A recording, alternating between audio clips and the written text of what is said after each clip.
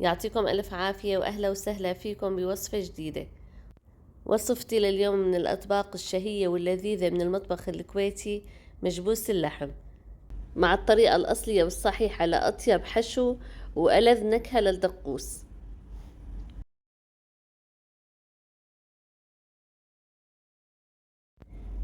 يلا بسم الله. بالبداية عندي فنجان صغير من الزيت النباتي، وممكن تستبدلوا بملعقة كبيرة من السمنة. بنطر شوي تيحمى الزيت، وبعدين بنزل قطع اللحمة عليهم. لازم شوح اللحم قبل ما اضيف المي. وبالنسبة للحم اللي استخدمته لحم غنم بعظمه، في نسبة من الدهن مثل ما شايفين بيعطي طراوة للحم ونكهة للرز، بما انه حاطبخ رز بمرقة اللحم. وفيكم تستخدموا اي نوع لحم بتفضلوه. هلا بشوح اول وجه وبقلبهم على الوجه الثاني. لازم اقلب اللحمة على كل الجهات مثل ما شايفين حتى تاخد اللون. وهي خطوة كتير ضرورية بعمل مجبوس اللحم، بيعطي اللحم نكهة كتير طيبة. وبعد ما شوحت قطع اللحمة منيح، بضيف البهارات عليهم. والبهارات اللي استخدمتها: ورق الغار، عودين من القرفة، نصف ملعقة صغيرة من الفلفل الأسود الحب، نصف ملعقة صغيرة من الكزبرة الناشفة الحب، 8 حبات من الهيل، ربع ملعقة صغيرة من الفلفل الأسود المطحون.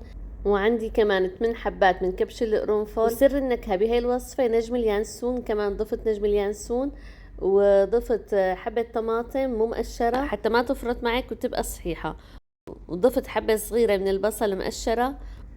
وبتقلبي البهارات مع اللحمة منيح لتشمي هالريحة الطيبة. بعدين بتضيفي المية عليهم، والأفضل تضيفي المية السخنة بما إنه عندك اللحمة سخنة. إذا ضفتي المية الباردة بتشد، خاصة إذا ما عم تستخدمي طنجرة الضغط، فالأفضل إنك تضيفي المية السخنة.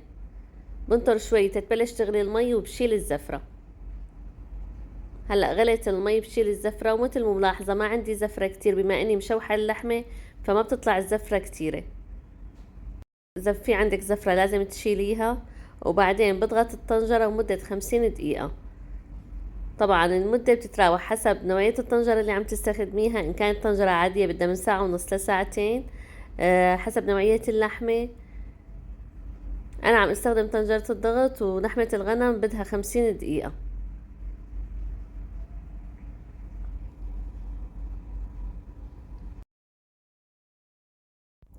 وهلأ بعد ما شلت الزفرة كلها بضغط الطنجرة وبتركها على النار مدة 50 دقيقة.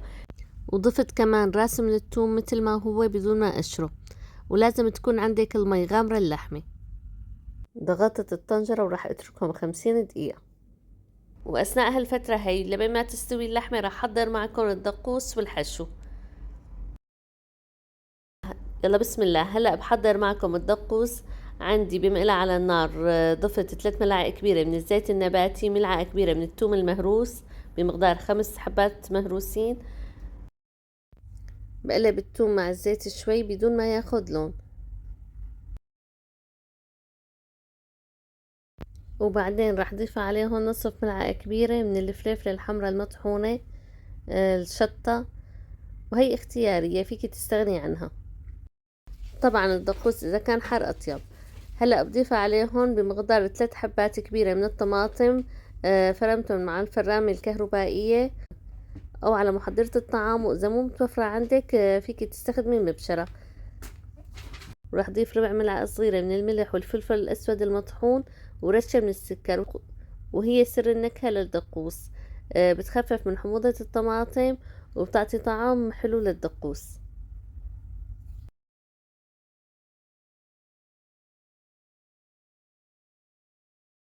وبضيف ملعقة كبيرة من معجون الطماطم أو دبس البندورة حسب شو بتسموه. وبتركهم على النار مدة 2 ل3 دقايق حتى تتسبك معي.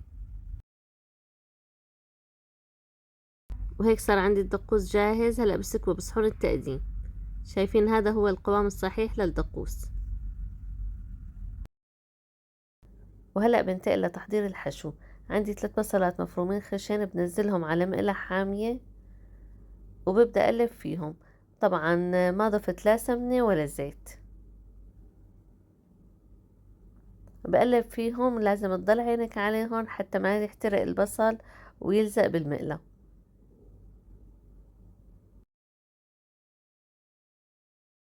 وهلأ كل شوي بقلب فيهم حتى يبلشوا ياخدوا اللون الذهبي. لازم ضل اقلب فيهم لياخد البصل كله اللون الذهبي، ما يبقى عندي بصل ابيض نهائيا. شايفة لحد الآن ما ضفت أي إضافات، لا سمنة ولا زيت ولا أي شي.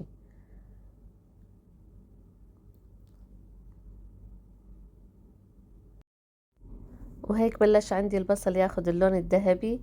بستمر بالتقليب، بس تحسي بلش البصل يلزق بالمقلاية عندك ضيفي ملعقتين من المي. هلا ضفت ملعقتين من المي وبرجع بحرك فيهم.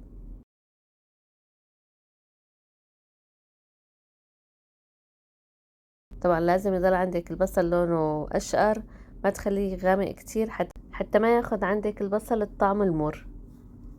هلا هيك بستمر بالتقليب، وبس أخذ البصل اللون الذهبي بضيف ملعقة كبيرة من السمن الحيواني أو السمن البلدي حسب المتوفر عندك. بقلب البصل مع السمنة مدة دقيقتين، وبعدين بضيف البهارات عليهم. البهارات اللي ضفتها عبارة عن نصف ملعقة صغيرة من الملح والفلفل الأسود المطحون، القرفة الناعمة، الهيل المطحون، وكمان نصف ملعقة صغيرة من الكركم المطحون. هي البهارات اللي بضيفها. طبعا حاكتب لكم اياها بصندوق الوصف، مثل العادة بكتب لكم كل المكونات بصندوق الوصف ان شاء الله. هلا بضيفهم على البصل وبقلبهم مدة دقيقة. لازم اقلبهم مع البصل حتى تاخد النكهات من بعض. يا سلام، ريحة البهارات طالعة بتشهي القلب.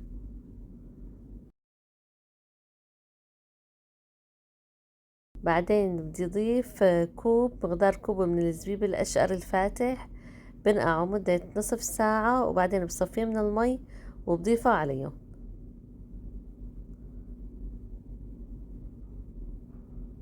يلا بسم الله. هلا بقلبهم مدة دقيقة.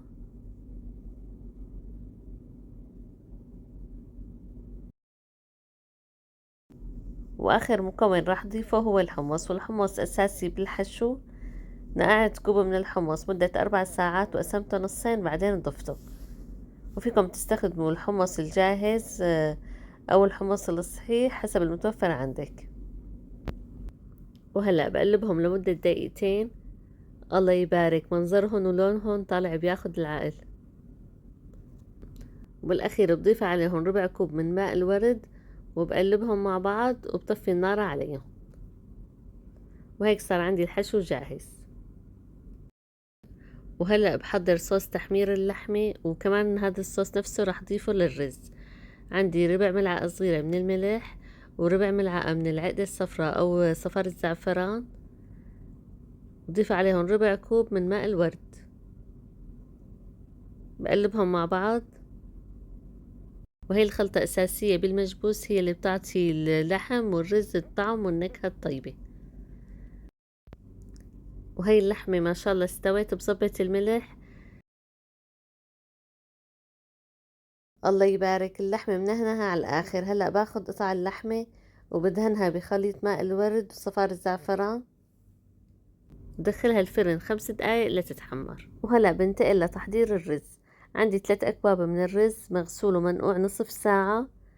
والرز اللي استخدمته رز بسمتي حبة طويلة. طنجرة على النار بضيف نصف ملعقة صغيرة من السمنة. طبعا ما ضفت سمنة كتير لأني بدي أطبخ الرز بمرقة اللحمة، ومرقة اللحمة دسمة. وبضيف الرز بعد ما سيحت السمنة. بقلب الرز مع السمنة شوي. وهي التقليبة ضرورية، بتعطي لمعة حلوة للرز وما بيتكسر معك. وهلأ بضيف البهارات عبارة عن نصف ملعقة صغيرة من الهيل المطحون، ونصف ملعقة صغيرة من القرفة الناعمة أو الدارسين، وراح أضيف نصف ملعقة صغيرة من الملح بما أنه المرقة عندي مرقة اللحمة فيها ملح. إذا مو ضايفة ملح لمرقة اللحمة بتضيفي لكل كوب رز ربع ملعقة طعام من الملح. وضفت حبة فلفل حار، وراس التوم نفسه اللي سلقته مع اللحمة ضفته، بيعطي نكهة للرز كتير طيبة. هلأ بقلبهم مع بعض شوي وبعدين بضيف مرق اللحم. بالنسبة لمرق اللحم، بما انه هون عندي الرز منقوع، راح اضيف لكل كوب رز كوب وربع من المرق.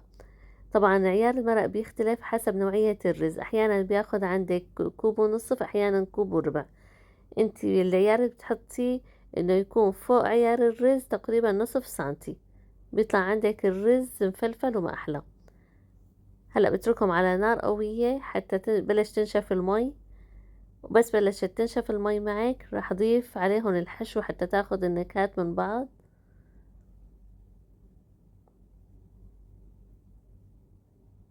بضيف كمية الحشو بهذا الشكل. طبعا انا ما بدي اخلطها مع الرز لانه بعدين بدي اشيلها مشان زين فيها، لازم احطها هيك على جنب. وراح اضيف خلطة ماء الورد بهذا الشكل. هي خلطة ماء الورد مع صفار الزعفران. هلا بغطي الطنجرة عليهم وبتركهم 10 دقايق حتى يتهدى الرز ويطلع مفلفل. وهلا بعد 10 دقايق بشيل الحشو، شايفة كيف ما بخليه يتخلط مع الرز حتى زين فيه. وبهيك بتكون النكهات أخدت من بعض. طبعا هي من الأطباق المميزة جدا اللي بعملها، طبق كتير شهي، بتمنى تجربيه أكيد رح يعجبك. وهيك صار عندي المجبوس جاهز. هلأ بقلب الرز وبعدين بسكبه. وهيك كانت طريقتي بالتقديم. ضفت اللحمة بعد ما حمرتها بالفرن شوي، وضفت الحشو، ولا تنسوا الثوم والفلفل الحار بيعطي منظر كتير حلو. وقدمت جنبه الدقوس اللي حضرته معكم، وصحتين وعافية. بتمنى من كل اللي عم يشوفوا وصفاتي دعم القناة باللايك والاشتراك وتعليق حلو منكم، ولا تنسوا مشاركة الفيديو.